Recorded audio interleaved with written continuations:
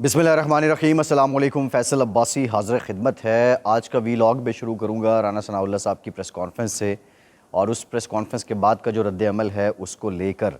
राना सनाउल्लाह साहब ने अपनी प्रेस कॉन्फ्रेंस में 2-3 प्लान्स के बारे में ज़िक्र किया और ये बताया कि पाकिस्तान तहरीक-ए-इंसाफ़ इस तरह अपनी किसी खातून रुकन को या कोई जो खातून ज़ेर हिरासत है उस पर संगीन किस्म का इल्ज़ाम लगा के या उसके मुँह से कहलवा कर जो 9 मई के वाक़यात हैं उनसे तवज्जो हटाने की कोशिश करेगी और फिर से एक हमदर्दी समेटने की कोशिश करेगी। खैर ये राना साहब की बड़ी प्रिसाइज़ किस्म की प्रेस कॉन्फ्रेंस थी। इस प्रेस कॉन्फ्रेंस की अहमियत इसलिए है कि ये तकरीबन रात गए हुई कोई 12:30 के करीब, और जब ये प्रेस कॉन्फ्रेंस होती है फिर उसके बाद एक नैरेटिव आपको पता है सोशल मीडिया पे चल रहा होता है।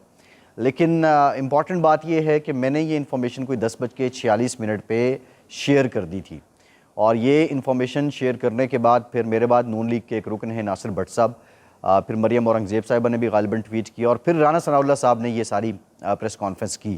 अब सवाल ये पूछा जा रहा कि प्रायरली मेरे पास ये कैसे आ गई इन्फॉर्मेशन। शुरू में जब मैंने ये शेयर की तो उस वक्त लोग कह रहे थे कि ये बिल्कुल एक अफसानवी है, लेकिन राना साहब ने जब बात की तो ये एक बाज़ाब्ता तौर पे एक वज़ीर दाखिला का जो बयान है उसकी सूरत में, यानी एक सरकारी बयान की सूरत में ये सामने आ गया, हुकूमती बयान की सूरत में ये बात इसकी तायद हो गई। बहरहाल ये सारी स्टोरीज़ यहाँ पे सानवी हो जाती हैं।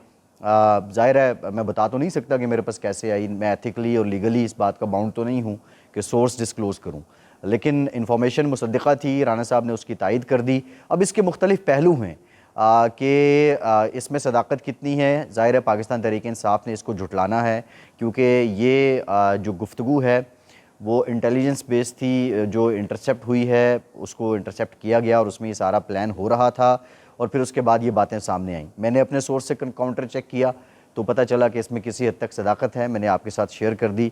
लेकिन जो शहबाज गिल साहब ने इस सब पे वीलॉग किया है, मैं उसको ज़रा काउंटर करना चाहूँगा। थोड़ा सा मिसकोट कर गए शहबाज गिल साहब। मेरे दिल में भी उनका बहुत एहतराम है, उन्होंने जिस तरह ज़िक्र किया, लेकिन वो ये था कि मैंने किसी पाकिस्तान तहरीक-ए-इंसाफ़ के हामी यूट्यूबर से बात नहीं हुई। मैंने ज़िक्र किया कि जो पाकिस्तान तहरीक-ए-इंसाफ़ के हामी यूट्यूबर्स हैं वो खान साहब से मंसूब करके बयान चला रहे हैं कि वो कोई सरप्राइज़ देने वाले हैं। तो मैंने इस पे जो सारी छानबीन की तो मेरी जो करीबी लोग हैं, सहाफ़ी लोग हैं, जो पाकिस्तान तहरीक-ए-इंसाफ़ के दोस्त हैं, उनसे बात हुई तो फिर मैंने उसको कोट भी किया। बहरहाल अब ये प्लान जो था वो किस बात पे इस बात एक आप कह लें कि इसमें सदाकत नज़र आती है। पाकिस्तान तहरीक-ए-इंसाफ़ दुनिया भर की दूसरी बड़ी जमात है जो प्रोपेगेंडा करने में माहिर है, और प्रोपेगेंडा बज़ाहिर ये जो लफ्ज़ है हम इसकी बात करें तो ये स्मेल इतना अच्छा नहीं करता, लेकिन जो सियासत है, सियासत में ये एक पॉजिटिव टर्म के तौर पे इस्तेमाल होती है, क्योंकि सियासी जमातें एक दूसरे के ख़िलाफ़ प्रोपेगेंडा करती हैं।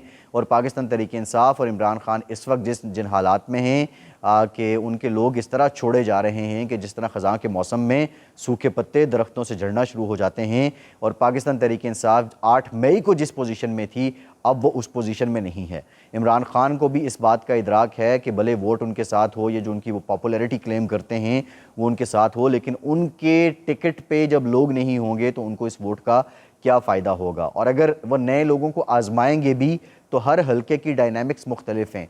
अब कोई ये समझे कि पाकिस्तान तहरीक-ए-इंसाफ़ को इससे डेंट नहीं पड़ेगा तो वो बहुत ज़्यादा मैं समझता हूँ कि खाम ख्याली में है। सो इसको बेस बनाते हुए पीटीआई, जिसके पास एक बहुत बड़ी ताकत है सोशल मीडिया की सूरत में, इतनी बड़ी ताकत पाकिस्तान में किसी के पास नहीं है, ना किसी सियासी जमात के पास है, न किसी और क्वार्टर के पास है, तो उसको इस्तेमाल करते हुए अपना एक नया बयानिया, एक ऐसा बयानिया बना सकती है जिस बयानिए की बेस पे वो ये कोशिश करे कि 9 मई के वाक़यात लोग पसे पुश डाल दें, क्योंकि जिस तरह कौम ने इनकी मजम्मत की है या जिस तरह पाकिस्तान तहरीक-ए-इंसाफ़ के लोग छोड़े जा रहे हैं, ये बात भी अलहदा है। अब दबाव की बात भी हो रही है, लेकिन कोई भी ऐसा आज तक नहीं आया जिसने आके कहा हो कि मैं दबाव में ये फ़ैसला कर रहा हूँ।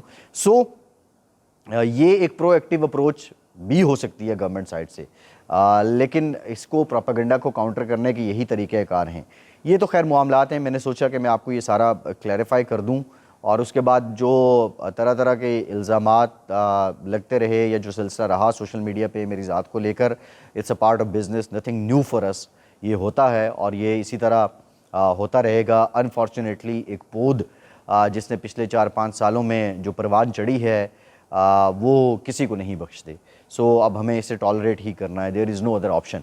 मैं जो अब थोड़ी बात करना चाहूँगा, बहुत बड़ा सवाल है कि पाकिस्तान तहरीक इंसाफ छोड़ने वाले लोग अब किस तरफ जाएंगे और पाकिस्तान तहरीक इंसाफ छोड़ने वालों का मुस्तकबिल क्या होगा, इमरान खान का सियासी मुस्तकबिल क्या होगा और पाकिस्तान तहरीक इंसाफ का सियासी मुस्तकबिल क्या होगा। आज हम डिस्कशन कर रहे थे, बड़ी खूबसूरत बात इरशाद आरिफ साहब ने की बैठे हुए हम। उन्होंने कहा कि जिस तरह भुट्टो की मौत वाक़ई हुई, वो तिबी मौत नहीं थी, फांसी दी गई, तो उसके बाद हमने देखा कि बड़ी गैर यकीनी मौत थी ज़ियाउल हक़ की भी।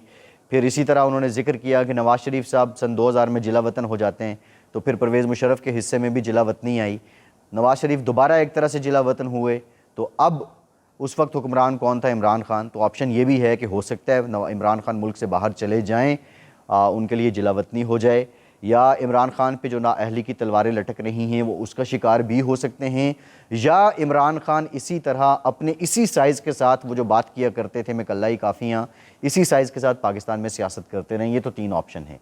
लेकिन जो लोग छोड़ के जा रहे हैं और पाकिस्तान तहरीक इंसाफ का क्या बनेगा? मेरे पास जो इत्तलात हैं, या चीज़ों को हम जो देख रहे हैं, या जो सारे डेवलपमेंट्स हो रही हैं, इनके डॉट्स को अगर हम कनेक्ट करें तो ये समझ आती है कि इमरान खान की तहरीक इंसाफ 4 हिस्सों में तकसीम हो जाएगी। नंबर 1 हिस्सा वो होगा जो इमरान खान के किसी हिमायत याफ्ता शख्स का होगा। वो शाह महमूद कुरैशी भी हो सकते हैं, असद उमर भी हो सकते हैं, परवेज़ इलाही भी हो सकते हैं, कि जिसके सर पे खान हाथ रख देगा एक लोगों की तादाद उसके साथ आ जाएगी। नंबर 2 जहांगीर तरीन, अलीम खान, ये एक तगड़ा ग्रुप बन के लोग सामने आएंगे और ये भी तकरीबन उतने ही लोग रखेंगे जितने खान के किसी सर पे हाथ रखे हुए शख्स के पास होंगे।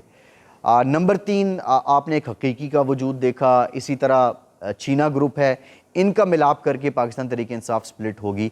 और नंबर 4 वो होगा कि जो दूसरी सियासी जमातों में, और दूसरी सियासी जमातों में भी जो बड़ा पोर्शन जाएगा वो पाकिस्तान पीपल्स पार्टी की तरफ जाएगा।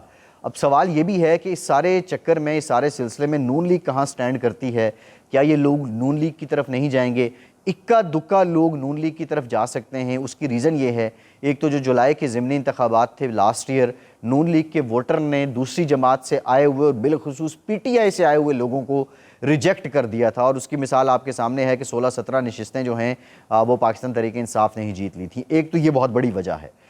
दूसरी इंपॉर्टेंट बात यह है कि नून लीग का एक क्रेडिट है कि पिछले 5 सालों में इतना आताब में रहने के बावजूद, इतनी कैदोबंद की सोबतों के बावजूद, इतना एहतसाब के मिशन के दौरान इंतकामी कार्रवाइयों के बावजूद नून लीग के लीडर्स नहीं टूटे हैं। लोग जो सीनियर क़यादतशिप है, लीडरशिप है, वो शाहिद खान अब्बासी हों या मिफ्ता इस्माइल हों, ऐसे लोग अपना इख्तलाफ करते हैं, वो री इमेजिनिंग पाकिस्तान के फोरम पे भी जाते हैं, लेकिन अभी तक उन लोगों की जानिब से कोई ऐसी बात सामने नहीं आई है कि वो पाकिस्तान मुस्लिम लीग नून को छोड़ेंगे। और इसी तरह निचले लेवल तक, MPA लेवल तक, काउंसलर लेवल तक भी लोग इंटैक्ट रहे हैं। ये क्रेडिट जाता है ज़रूर नून लीग को, और इस वजह से अब जो नून लीग की लीडरशिप है उस पर ये लाइबिलिटी है कि अगर वो इन लोगों को नवाजते नहीं हैं, या टिकट नहीं देते हैं, या इनको ओब्लाइज नहीं करते हैं, तो जो नए आने वाले हैं उनको भी ये मैसेज जाएगा कि अगर इन्होंने इतने वफादारों को छोड़ दिया तो हमारे साथ क्या करेंगे, और नून लीग ये रिस्क नहीं ले सकती है। इसलिए PTI के लोगों का नून लीग में जाने का इम्कान इंतहाई कम है। दूसरी, अब जो सदर ममलिकत ने दस्तखत कर दिए हैं, प्रैक्टिस एंड प्रोसीजर जो बिल था उस पर, वो बाज़ाब्ता गैजेट ऑफ पाकिस्तान का हिस्सा बन गया है। अब क्या जहांगीर तरीन और नवाज शरीफ रिव्यू में जाएंगे? क्या उनके खिलाफ ये अपील दोबारा सुनी जाएगी और दोबारा नवाज शरीफ अहल हो जाएंगे? ये भी एक सवाल है। नवाज शरीफ अगर दोबारा इलेक्शन लड़ने के अहल हो जाते हैं, वो पाकिस्तान आ जाते हैं, ये तो बहुत बड़ा ब्रेक थ्रू होगा नून लीग के लिए।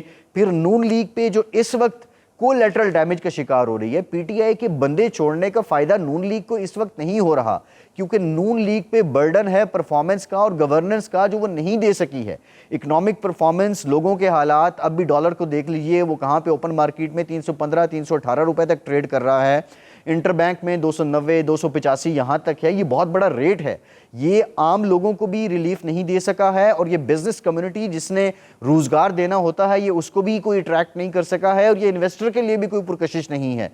सो ये जो बर्डन है पुअर इकोनॉमिक परफॉर्मेंस का, इसमें नून लीग को वो कुशन नहीं मिल रहा है, क्योंकि नून लीग ने पहले भी इन्हीं लोगों के साथ मुकाबला करना था और इन्हीं लोगों से करना था। अब भी उन्होंने इन्हीं लोगों के साथ मुकाबला करना है। ये अलहदा बात है कि उनके ऊपर बैनर जो है वो बदलेगा, लेकिन नवाज शरीफ अगर वापस आ जाएं तो ये किसी हद तक लाइबिलिटी कम हो जाएगी। नंबर 1। नंबर 2, अगर अगले 2-3 महीनों में नून लीग कोई रिलीफ दे देती है लोगों को तो फिर भी ये लाइबिलिटी कम हो जाएगी, लेकिन मुकाबला उनकी तरफ से टफ ही रहना है। दूसरी तरफ अगर जहांगीर तरीन ग्रुप हो, छीना ग्रुप हो, हकीकी ग्रुप हो, शाह महमूद कुरैशी ग्रुप हो या इमरान खान खुद हो, ये मुकाबला रहना है। बल्कि मुकाबला बढ़ इस सूरत में गया कि पाकिस्तान पीपल्स पार्टी भी एक हरीफ के तौर पर आएगी। क्वेश्चन इज दिस कि क्या पीपल्स पार्टी पे ये बर्डन नहीं होगा, यही परफॉर्मेंस का, यही बैड गवर्नेंस का। पंजाब में ये बर्डन पीपल्स पार्टी पे उस तरह शिफ्ट नहीं होगा। अगर आप वजारतों को देखें तो पाकिस्तान पीपल्स पार्टी ने जो वजारतें चुनी हैं वो बड़ी इंटरेस्टिंग हैं। वज़ीर ख़ारिजा बिलावल भुट्टो पूरी दुनिया में रूशनास हो गए। मौसमियाती तब्दीली वो डायरेक्टली पाकिस्तान जैसे मुल्क में लोगों को कंसर्निंग नहीं है, क्योंकि हमें मौसमियाती तब्दीली आल दो पूरी दुनिया में क्लाइमेट चेंज सबसे हॉट इशू है, सबसे बड़ा इशू है, लेकिन पाकिस्तान में लोगों को उसमें इतना इंटरेस्ट भी नहीं है, शऊर भी नहीं है। गुरबत मुकाओ, शीरी मजारी साहिबा की जो वो शाजिया मरी साहिबा की जो है वजारत, उसने कुछ ना कुछ लोगों को देना ही है, लेना नहीं है। सो वजारतें भी ऐसी हैं। अब वजारत ख़जाना पीपल्स पार्टी के पास नहीं है, वो बर्डन सीधा इसाक डार साहब पे आता है, वो बर्डन सीधा आता है नून लीग पर। सो ये कुछ एज हैं, ये कुछ आने वाले दिनों में जो सवाल हो रहे हैं कि इन लोगों का क्या बनेगा और पीटीआई का क्या बनेगा। हुजूर पीटीआई जो है उसमें ग्रुप बन चुके हैं। ये इलेक्टेबल्स वो हैं जिनको इमरान खान कहते थे कि ये सियासत के या हल्के के साइंसदान हैं। सो ये साइंस यहाँ पे वो अपनी लगाएंगे। वो जो आज से 8, 10, 15 दिन पहले वाली हाइप थी, 20 दिन पहले वाली 8 मई वाली, वो नहीं रही। ये मारूजी हालात हैं, ये बदलते हैं। आज के वीलॉग से इतना ही। फैसल अब्बासी को इजाज़त दीजिए।